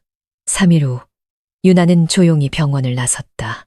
그녀는 교회로 가는 버스를 탔다. 한 지인이 그곳 어디쯤에 황선영이 집을 빌려 살고 있다고 말해준 적이 있었다. 엄마를 찾을 수 있을지 확신할 수 없었지만 머릿속에는 오직 한 가지 생각뿐이었다. 마지막으로 엄마를 봐야 해. 욕을 먹든 쫓겨나든 멀리서 바라만 보든. 그날 밤에는 비가 많이 내렸다. 버스는 강가로 이어지는 작은 흙길 입구에 멈췄다. 유나는 가방을 들고 걷기 시작했다. 비옷이 바람에 날려 몸에 착 달라붙었다. 걸을수록 어릴 적 엄마가 태워주던 자전거, 낮잠을 앉아서 혼나던 기억들이 낡은 필름처럼 스쳐 지나갔다. 길 끝에서 그녀는 담장이 둘러쳐진 작은 단층집 하나를 발견했다. 현관에는 희미한 등불이 켜져 있었다. 엄마가 맞아. 황선영은 부엌에서 나무를 다듬고 있었다. 머리는 단정하게 묶었고 소박한 갈색 옷을 입고 있었다. 유나는 문 밖에서 떨리는 다리로 안을 들여다보았다. 엄마. 그녀가 나지막이 불렀다. 황선영은 고개를 들고는 그대로 굳어버렸다. 두 사람은 비에 젖은 나무 문을 사이에 두고 서로를 바라보았다. 그 순간 시간은 멈춘 듯했다. 모든 비난과 증오, 잘못들이 지붕 위로 떨어지는 빗방울처럼 작아지는 것 같았다. 유나는 문 앞에 무릎을 꿇었다. 눈물이 빗물과 뒤섞였다. 엄마, 미안해요. 내가 잘못했어요. 엄마도 지훈 오빠도 미웠지만 사실은 내 자신이 미웠어요. 난 모든 걸 잃었고 엄마도 모든 걸 잃게 만들었어요. 이제 난 더 잃을 것도 없어요. 제발, 날 버리지 마세요. 황선영은 일어섰다. 떨리는 손으로 옷자락을 꽉 쥐었다. 발이 땅에 붙어버린 것 같았다. 눈앞의 사람은 더 이상 언론 앞에서 자신을 발가벗겼던 원수가 아니었다. 눈앞의 사람은 자신이 품에 안아 키웠던 딸, 한때 자신의 유일한 희망이었던 아이였다. 유나야. 황선영이 불렀지만 목소리가 메었다. 한순간 그녀는 뛰쳐나가 딸을 안아주고 싶었다. 하지만 언론에 포위당했던 날들의 기억, 그 모진 말들, 회사를 잃고 지훈을 잃었던 기억이 그녀의 발걸음을 뒤로 물렸다. 그녀의 눈에 눈물이 가득 고였지만 목소리는 여전히 떨렸다. 왜 이제야 온 거니? 내가 아직 버틸 힘이 있었을 때 왜 돌아오지 않았어? 유나는 땅에 머리를 밟고 흐느꼈다. 몰랐어요. 내가 너무 어리석었어요. 제발 다시 시작하게 해주세요. 엄마. 비가 처마를 요란하게 두드렸다. 공간은 얼어붙었다. 황선영은 한 걸음 다가서다 멈췄다. 심장이 두 갈래로 찢어지는 것 같았다. 한쪽은 겪었던 고통, 다른 한쪽은 유일한 자식을 용서하고 싶은 모성애였다. 그녀의 머릿속에 언젠가 지훈이 했던 말이 맴돌았다. 누군가를 용서할 필요는 없어요. 하지만 어머님 마음이 편해지기 위해 사셔야 해요. 그녀는 눈을 감고 깊은 숨을 들이쉬었다. 손이 나무 문고리를 살며시 잡았다. 밖에서는 유나가 비를 맞으며 추위와 두려움에 떨고 있었다. 그날 밤 강변의 작은 집은 두 운명의 교차점이 되었다. 한 어머니는 용서와 상처 사이에서 싸우고 있었고 한 딸은 속죄와 절망의 벼랑 끝에 서 있었다. 문은 아직 열리지 않았지만 황선영의 손은 마치 빗장을 풀거나 혹은 영원히 닫아버릴 준비가 된 듯 떨리고 있었다. 비는 여전히 처마 밖으로 쏟아지고 있었다. 유나는 땅에 엎드린 채 비옷이 몸에 달라붙고 손은 나무 계단을 꽉 쥐고 있었다. 그녀는 더 이상 소리내어 울지 않고 길 잃은 아이처럼 떨고만 있었다. 집 안에서 황선영은 부동자세로 서 있었다. 문고리에 얹은 손은 땀으로 축축했다. 유나가 돌아와 문 앞에 무릎 꿇는 이 순간을 얼마나 많이 상상했던가. 소리치고 쫓아내고 문을 세게 닫아버릴 거라고 얼마나 많이 다짐했던가. 하지만 지금 그녀의 심장은 미친 듯이 뛰고 눈은 눈물로 흐려졌다. 기억들이 밀려왔다. 갓난아기 유나를 품에 안았던 날, 초등학교 입학식 날, 떨며 엄마 손을 잡았던 유나, 18살, 한복을 입고 환하게 웃던 유나. 그 모든 기억이 바로 그 딸에게 여론의 벼랑 끝으로 내몰렸던 고통스러운 날들과 뒤섞여 느린 필름처럼 스쳐 지나갔다. 엄마. 유나의 목소리는 쉬어 있었다. 제발, 저를 또 버리지 마세요. 황선영은 눈을 감았다. 눈물이 뺨을 타고 흘러내렸다. 그녀는 알았다. 단 한 번의 움직임, 빗장을 푸는 것으로 모든 것이 바뀔 수 있다는 것을. 하지만 그녀는 또한 두려웠다. 용서는 있는 것이 아니었다. 용서는 이미 생긴 상처와 함께 살아가는 것을 받아들이고 한 번 더 그 상처를 낸 사람에게 마음을 여는 것이었다. 갑자기 등 뒤에서 발소리가 들렸다. 그녀는 돌아보았다. 지훈이 서 있었다. 우산을 든 채 몸은 흠뻑 젖어 있었다. 유나가 찾아왔다는 소식을 듣고 혹시나 하는 마음에 김 비서가 알려준 주소로 달려온 것이었다. 그는 눈앞의 광경을 보았다. 비를 맞으며 무릎 꿇은 딸, 집안에서 떨고 있는 어머니. 그 순간 그는 두 사람 모두가 불쌍하다고 생각했다. 그는 조용히 다가가 황선영의 어깨에 손을 얹었다. 어머님, 문 열어주세요. 황선영은 고개를 돌렸다. 그녀의 눈빛은 멍했다. 자네가 저 아이를 위해 문을 열어주라고. 지우는 가볍게 고개를 끄덕였다. 저도 그 애를 원망했어요. 아주 많이요. 하지만 저 아이도 어머님처럼 모든 걸 잃었다는 걸 알아요. 저는 이제 그 애와 아무 사이도 아니지만 어머님은 아니잖아요. 그래도 그 애는 어머님 딸이잖아요. 황선영은 그를 바라보았다. 눈물이 핑 돌았다. 한순간 그녀는 깨달았다. 모녀 관계를 파탄낸 원인이었던 이 젊은 남자가 이제는 증오를 키우는 대신 용서의 길로 자신을 이끌고 있다는 것을. 밖에서 유나는 문틈으로 엄마 곁에 선 지훈의 그림자를 보았다. 그녀는 입술을 깨물었다. 심장이 조여왔다.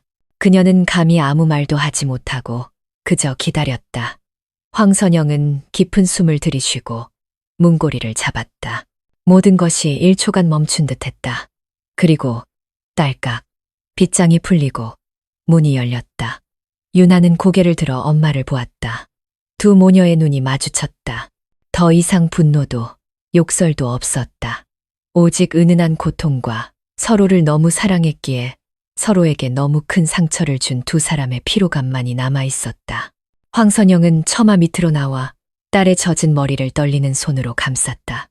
들어오너라. 감기 걸리겠다. 유나는 와락 울음을 터뜨리며 엄마의 품에 안겼다. 엄마, 미안해요. 미안해요. 황선영은 딸을 안았다. 눈물이 빗물과 섞였다. 그녀는 잠긴 목소리로 말했다. 네가 엄마를 아프게 했지만 그래도 넌 내 딸이야. 지우는 뒤에서 조용히 서 있었다. 그는 다가가지도 돌아가지도 않았다. 그는 이 순간이 더 이상 자신과 황선영의 이야기가 아니라는 것을 알았다. 이것은 한 어머니와 한 딸의 이야기였다. 그날 밤 세 사람은 강변의 작은 집에서 앉아 있었다. 아무도 말이 많지 않았다. 유나는 식탁 옆에서 엎드려 잠이 들었다. 황선영은 지훈을 바라보며 바람처럼 가벼운 목소리로 말했다. 내가 문을 열었다고 자넬 원망하지 않겠지? 지훈은 조용히 고개를 저었다. 전 한 번도 어머님을 원망한 적 없어요. 그저 어머님이 평안하시길 바랄 뿐이에요. 밖에서는 비가 그치고 시원한 강바람이 불어왔다. 작은 집 안에서는 나무 빗장이 아닌 마음으로 하나의 문이 열리고 있었다. 운명적인 급이 내리던 밤 이후 강변의 작은 집은 더 이상 예전처럼 고요하지 않았다. 유나는 그곳에 머물렀다. 매일 아침 일찍 일어나 마당을 쓸고 잡초를 뽑고 죽을 끓였다. 그녀는 더 이상 비단옷에 익숙했던 도도한 아가씨도 여론의 눈에 비친 피해자도 아니었다. 이제 그녀는 그저 자신이 저지른 실수를 바로잡고 제 손으로 찢어버린 모정을 다시 꿰매려는 한 딸일 뿐이었다. 황선영은 완전히 마음을 풀지는 않았지만 예전처럼 차갑지도 않았다. 사랑은 여전히 남아있었지만 그와 함께 조심스러움도 따랐다. 자식에게 상처받아 본 부모라면 누구나 이해할 감정이었다. 하지만 유나가 허리를 숙여 집을 닦거나 예전에 엄마가 좋아했던 음식을 어떻게 만드는지 어설프게 물어볼 때마다 그녀는 한숨을 쉬었다. 저 아이가 노력하고 있구나. 한 번의 기회는 받을 자격이 있어. 지훈은 근처 원룸에 계속 머물렀지만 매일같이 집에 들렀다.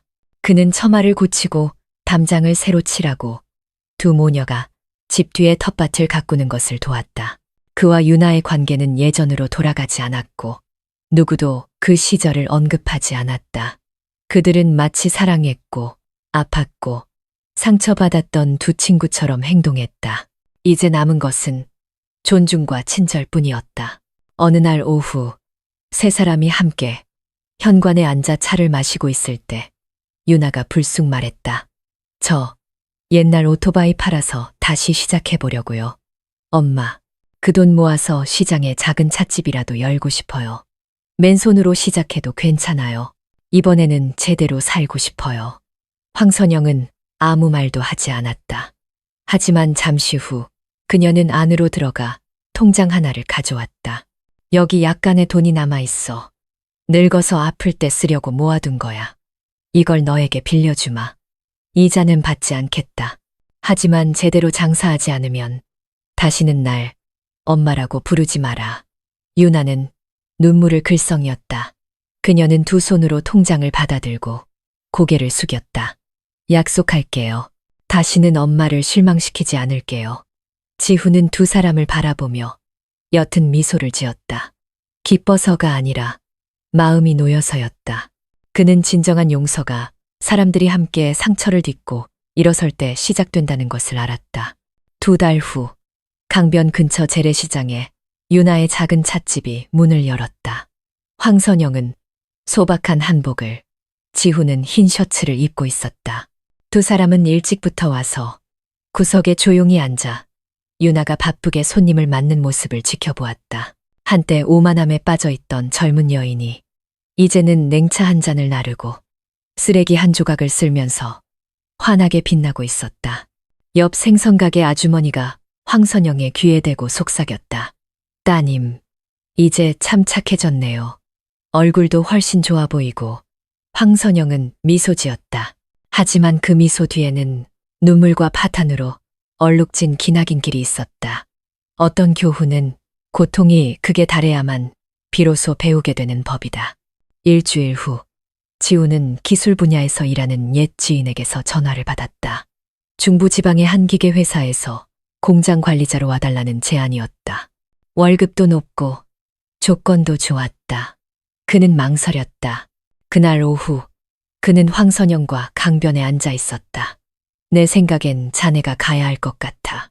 나랑 유나는 이제 괜찮아. 지훈은 그녀를 보며 슬픈 미소를 지었다. 어머님이 외로우실까봐 걱정돼요. 난 모든 걸 가졌다가 모든 걸 잃었어. 이제 내가 필요한 건 그저 평온한 삶이야. 네가 가서 너의 그 정직한 모습 그대로 잘 지내준다면 그걸로 난 기뻐. 그날 밤 지훈은 유나를 만났다. 두 사람은 가게 앞 벤치에 앉았다. 강바람이 시원했다. 나 내일 떠나. 지훈이 말했다. 유나는 고개를 끄덕였다. 눈빛이 먹먹해졌다. 나 원망해. 지훈은 그녀를 오랫동안 바라보다가 조용히 대답했다. 원망했었지. 아주 많이. 하지만 지금은 고마워. 네가 아니었다면 내가 얼마나 강한 사람인지 몰랐을 거야. 그리고 내 어머니가 아니었다면 경계를 넘어서는 사랑이 무엇인지도 몰랐을 거고. 유나는 미소 지었다. 말로 할 필요 없는 감사 인사처럼 가벼운 미소였다. 오빠가 행복했으면 좋겠어. 너도 올바르고 충만하게 살길 바라. 다음 날 아침 버스는 터미널을 떠났다. 사랑과 의리, 도리 사이에서 찢겼던 남자 지훈을 태우고 이제 그는 자유롭게 자신의 인생을 향해 나아가고 있었다. 황선영과 유나는 버스가 사라질 때까지 지켜보았다.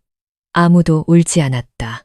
이 역설적인 이야기 속에서 처음으로 세 사람 모두가 빛을 향해 올바른 길을 가고 있었기 때문이다.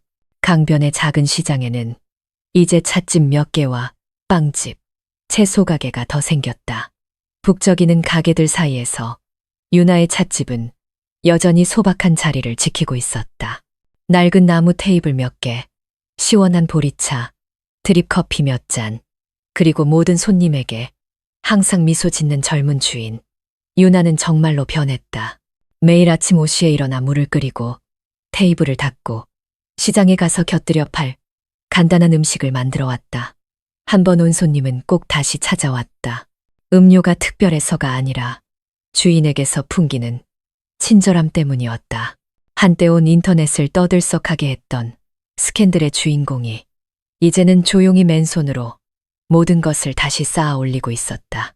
황선영은 이제 모두에게 선영이모로 불렸다. 더 이상 자신을 억지로 기업가로 꾸밀 필요가 없었다. 그녀는 책을 읽고 나무를 가꾸고 동네 아이들에게 글을 가르치며 시간을 보냈다. 그녀의 얼굴은 평온하고 온화했으며 한때 사람들을 압도했던 날카로운 눈빛은 사라졌다. 가끔 이웃들이 옛날 이야기를 물으면 그녀는 그저 웃으며 말했다. 인생의 길 한 번 안 잃어본 사람이 어디 있겠어요. 중요한 건 돌아올 수 있느냐는 거죠. 6월의 어느 날 햇살이 부드러웠다. 유나가 테이블을 닦고 있을 때 차 한 대가 가게 앞에 멈췄다. 한 남자가 내렸다. 키가 크고 백팩을 맸으며 흰 셔츠를 입고 있었다. 지훈이었다. 유나는 그대로 굳었다. 그는 옅게 웃었다. 안녕하세요. 빈자리 있나요? 그녀는 반사적으로 따라 웃었다. 물론이죠. 어서 오세요. 그는 자리에 앉아 냉차를 주문하고 가게를 한 바퀴 둘러보았다. 그의 시선은 아직 밖을 보지 못한 채 부엌에서 나무를 다듬고 있는 황선영에게 멈췄다. 가게가 훨씬 좋아졌네. 지훈이 말했다. 목소리는 예전처럼 부드러웠다. 오빠는 덜 말라 보이네. 유나가 미소 지었다. 그들은 어떻게 지내? 괜찮아. 라고 묻지 않았다. 서로의 눈빛에서 이미 답을 보았기 때문이다. 서울에 출장 왔다가 하루 들렀어. 두 분 잘 계신지 궁금하기도 했고. 지훈이 설명했다. 유나는 고개를 끄덕였다. 엄마는 잘 지내셔. 오빠 온 거 알면 엄청 기뻐하실 거야. 바로 그때 황선영이 밖으로 나왔다. 그녀는 지훈을 보고 몇 초간 멈칫했다. 그녀의 눈빛이 부드러워지더니 이내 진심 어린 미소가 피어올랐다. 지훈이 아주 오랜만에 다시 보는 그녀의 미소였다. 자네, 돌아왔구나. 지훈은 일어서서 처음 그녀를 만났던 그날처럼 고개를 숙였다. 네, 어머님이랑 유나 보러 왔습니다. 황선영은 고개를 끄덕이고 의자를 당겨 옆에 앉았다. 목소리는 감격에 차 있었다. 난 다신 자네를 못 볼 줄 알았는데 어디 도망간 것도 아닌데 못 볼까봐 걱정하셨어요? 지훈이 가볍게 농담을 던지고는 그녀의 눈을 깊이 바라보았다. 정말 괜찮으신 거죠? 전보다 훨씬 강해졌지.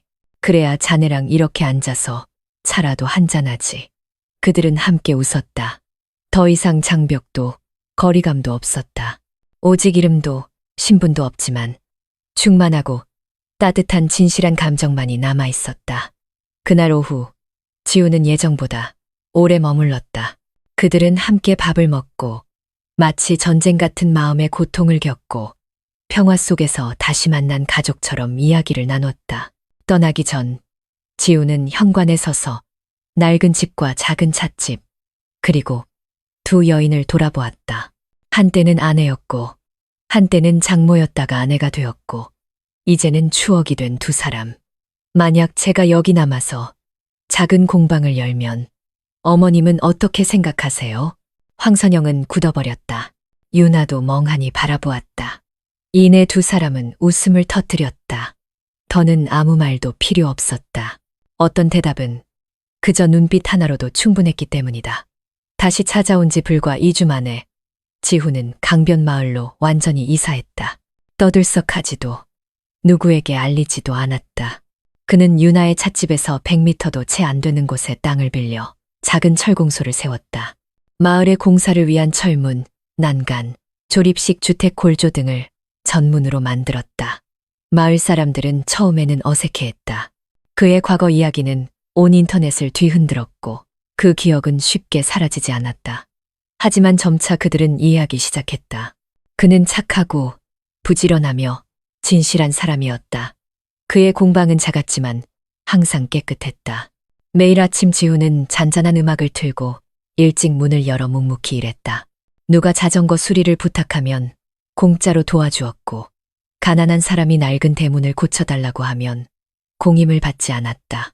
착한 지훈 씨라는 명성은 서서히 퍼져나갔다. 유나는 여전히 같은 일상을 유지했다.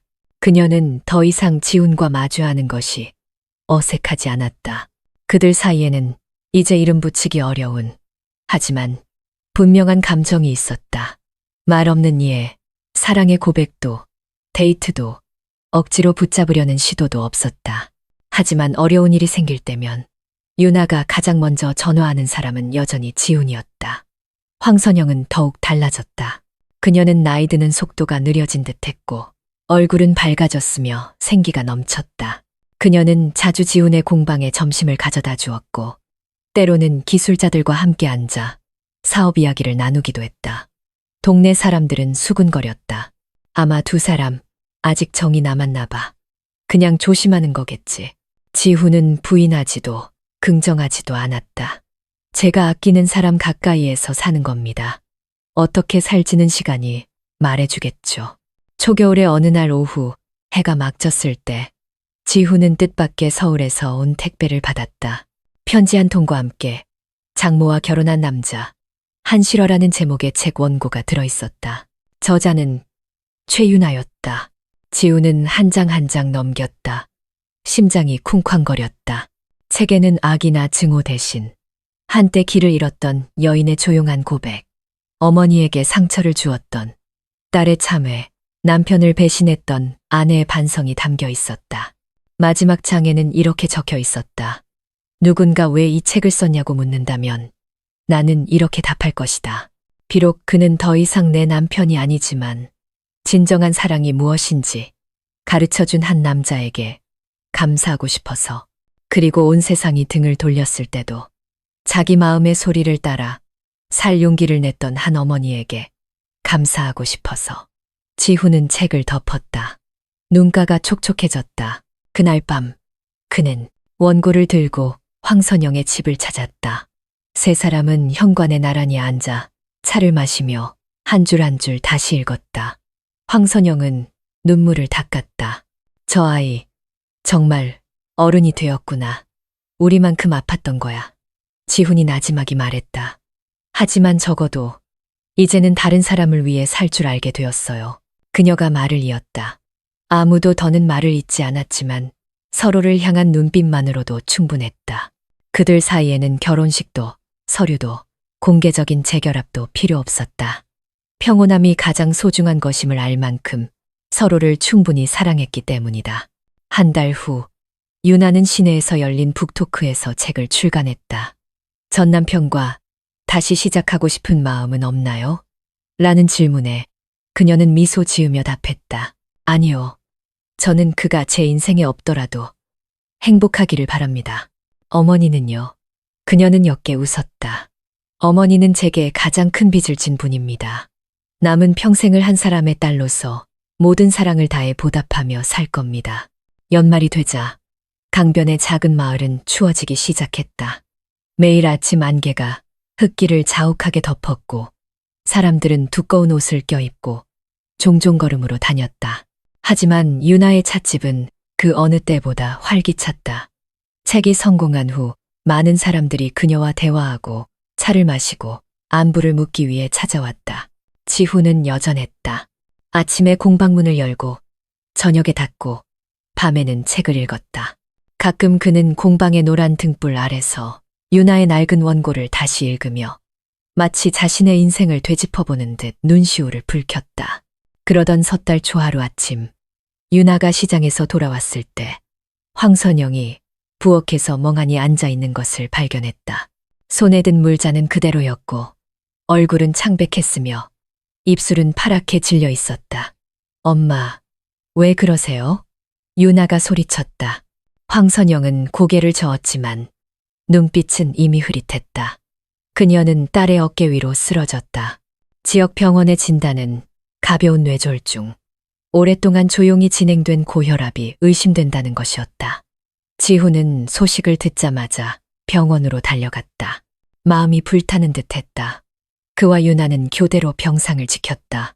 한때 강인하고 날카로웠던 눈이 이제는 힘없이 감겨있는 그녀를 보며 지훈은 심장이 쥐어짜이는 듯했다. 이 여인은 그의 인생을 뒤흔들었지만 온 세상이 등을 돌렸을 때 그의 곁을 지켜준 유일한 사람이기도 했다. 일주일 후 황선영은 의식을 되찾았다.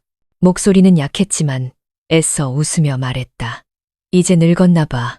하늘이 좀 누워서 세상 구경 좀 하라고 하나 보네. 지훈이 그녀의 손을 잡았다. 그런 말씀 마세요. 아직 제 공방이 지점내는 것도 못 보셨잖아요. 윤아는 옆에서 목이 메어 말했다. 엄마, 얼마든지 여기 누워 계세요. 제가 다 돌볼게요.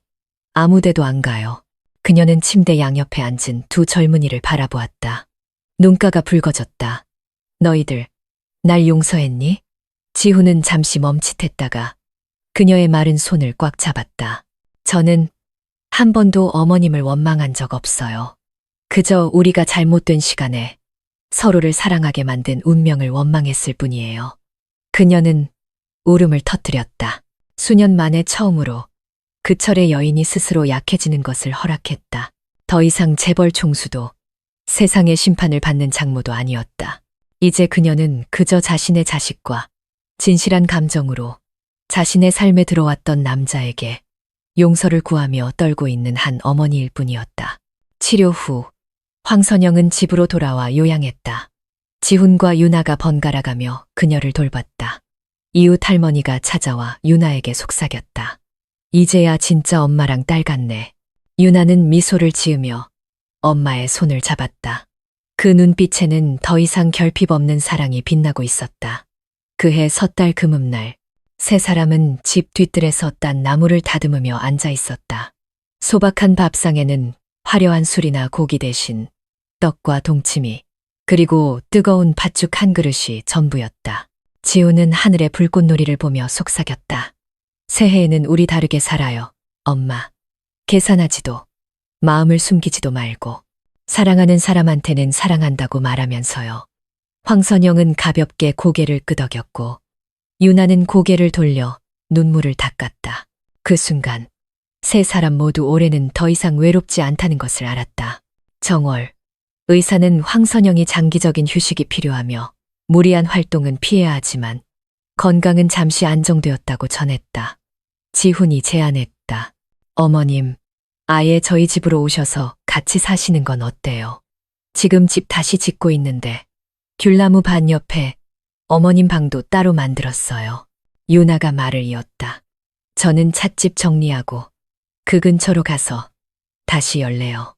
엄마랑 오빠랑 가까이 살면 걱정할 일도 없잖아요. 황선영은 그들을 바라보다가 고개를 끄덕였다. 기나긴 폭풍 후 끝에 처음으로 그녀는 다른 사람에게 기대는 것을 스스로에게 허락했다. 설이 지나고 석 달 후 귤나무 언덕 옆 작은 집에서는 사람 소리, 개 짖는 소리, 부엌에서 나는 달그락거리는 소리와 은은한 녹차 향기가 피어오르기 시작했다. 지훈은 공식적으로 황선영과 함께 그곳으로 이사했다. 유나도 완전히 이사와 옆집을 빌려 작은 찻집을 다시 열었다. 차를 팔면서 원격으로 글을 쓰거나 책 교정의를 받았다. 비난도 복잡한 신분도 없는 새로운 삶. 오직 조용하고 진실한 감정으로 서로를 아낄 줄 아는 사람들만 남았다. 수년간 치열하게 살아온 황선영은 이제 소박한 집의 어머니이자 할머니로서의 삶에 안주했다. 아침에는 정원의 나무를 돌보고 오후에는 책을 읽고 저녁에는 향을 피우고 명상했다. 그녀의 얼굴에는 더 이상 예전의 오만함 대신 모든 것을 잃고 옳고 그름을 겪고 쓴맛을 본 후에야 내려놓음이라는 두 글자를 배운 여인의 평온함이 깃들어 있었다. 지훈은 작은 철공소를 확장해 지역 청년들을 위한 무료 기술 교육장으로 만들었다.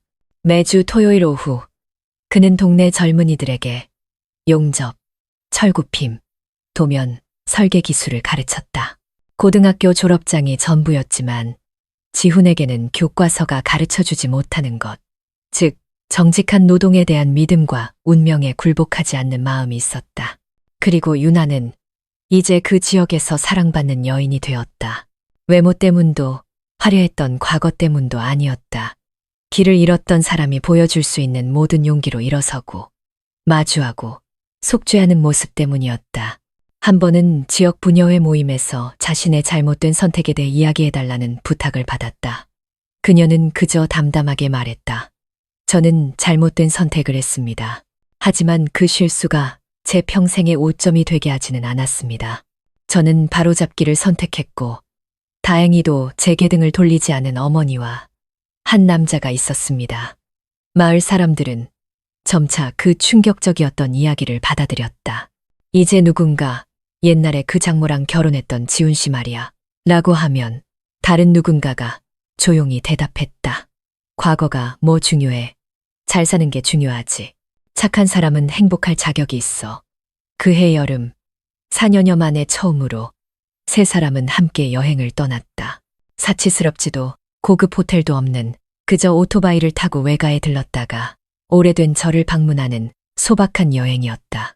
황선영은 향을 피우고 두 손 모아 기도했다. 절을 나서며 그녀는 나지막이 말했다. 다음 생에 다시 인연이 닿는다면 그때는 서로를 제때 알아보고 사랑하게 해달라고 빌었어. 지훈과 유나는 옆에 서서 아무 말도 하지 않았다. 그저 그녀의 손을 잡고 높은 하늘을 올려다보았다. 마음이 흰 구름처럼 가벼웠다. 예실은 덮였지만 기억은 그 자리에 남아 있었다. 그것을 지울 필요는 없었다. 그저 상처가 아닌 교훈으로 만드는 법을 배우면 될 뿐이었다. 인생에서 때로 우리는 시작을 선택할 수 없다. 하지만 끝을 선택할 권리는 언제나 우리에게 있다.